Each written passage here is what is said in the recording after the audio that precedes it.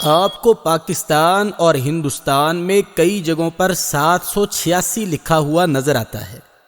اس کا کیا مطلب ہے اور کیوں لکھا جاتا ہے، آئیے جانتے ہیں آج کی اس ویڈیو میں۔ کچھ لوگ قرآن مجید کے الفاظ کے لیے اعداد یا نمبرز لکھتے ہیں اور اعداد مقرر کرنے کے بعد ایک عدد قرآنی لفظ کے متبادل کے طور پر لکھ دیا جاتا ہے۔ مثلا با کی جگہ پہ 2 لکھا جاتا ہے، سین کا عدد 60 ہے اور میم کا عدد 40 ہے۔ ایسا کیوں کیا جاتا ہے؟ ایسا صرف اس وقت کیا جاتا ہے جب قرآنی آیات کو کسی ایسی جگہ یا کاغذ پر لکھنا ہو جہاں پر اس کی بے ادبی ہو سکتی ہو۔ تو کچھ لوگوں کا یہ ماننا ہے کہ قرآنی آیات کو بے ادبی سے بچانے کے لیے ہم متبادل کے طور پر نمبر لکھ دیتے ہیں۔ اسی وجہ سے وہ بسم اللہ کے نمبرز نکال کر ان کو ٹوٹل کر کے اس کے متبادل کے طور پہ 786 لکھ دیتے ہیں۔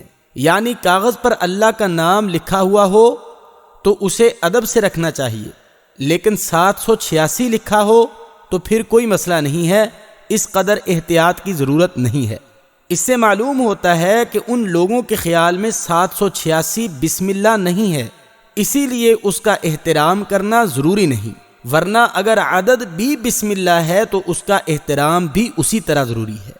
اب سوال یہ پیدا ہوتا ہے کہ کیا ہم بسم اللہ کی جگہ 786 لکھ سکتے ہیں؟ تو تقریباً تمام علماء اس بات پر متفق ہیں کہ 786 کا عدد کبھی بھی بسم اللہ کا قائم مقام نہیں ہو سکتا۔ چند وجوہات اب ذکر کی جا رہی ہیں جس کی بنا پہ 786 لکھنا مناسب نہیں ہے۔ نمبر 1، جس طرح بسم اللہ کے اعداد 786 ہیں، اسی طرح ہندوؤں کے ایک بت ہری کرشنا کے نام کے بھی اتنے ہی اعداد بنتے ہیں، یعنی 786۔ مثلا آپ ہندوستان میں رہتے ہیں اور آپ نے 786 لکھ دیا تو کسی کو کیا معلوم کہ آپ نے اللہ کا نام لکھا ہے یا ہندوؤں کے ایک بت سے آپ نے مدد مانگی ہے۔ اس عمل سے قرآن پاک کی توہین کا پہلو بھی نکلتا ہے۔ مثال کے طور پہ لفظ مولانا کا نمبر 92 بنتا ہے، تو اب آپ کسی مولانا کو مولانا صاحب کی بجائے 92 صاحب کہہ کر بلائیں اور کہیں کہ 92 صاحب ادھر آئیں، تو وہ اس طرح پکارنے کو اپنی توہین محسوس کرے گا۔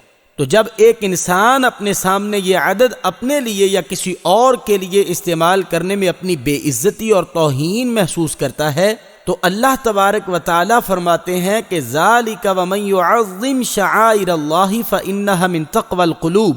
سورہ حج کی آیت نمبر 32 میں اللہ فرماتے ہیں جو کوئی اللہ کے شعائر نشانیوں کی تعظیم کرتا ہے تو یہ کام دلوں کی پرہیزگاری کی دلیل ہے۔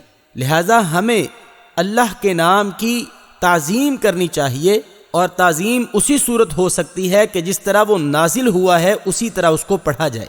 اگلی بات یہ علم الاعداد ہے، جسے علم الارقام یا علم الحروف بھی کہہ دیتے ہیں۔ اس کی کسی بھی اعتبار سے دینی یا سائنسی حیثیت نہیں ہے۔ مورخین کے مطابق علم الاعداد کو ایجاد کرنے والے بابلیونز تھے کہ جنہوں نے جادو ٹونے کی غرض سے اس علم کو ایجاد کیا تھا۔ یہ ایک غیر شرعی عمل ہے۔ ان تمام باتوں سے پتہ چلتا ہے کہ ہر مذہب کی اپنی ایک الگ پہچان ہے، لہٰذا ہمارے دین اسلام کی پہچان عربی زبان سے ہے اور سارا دین عربی میں ہی نازل ہوا ہے، تو لہٰذا اس طرح کے الفاظ کو قرآنی یا اسلامی الفاظ کے متبادل کے طور پر لکھنے سے گریز کرنا چاہیے۔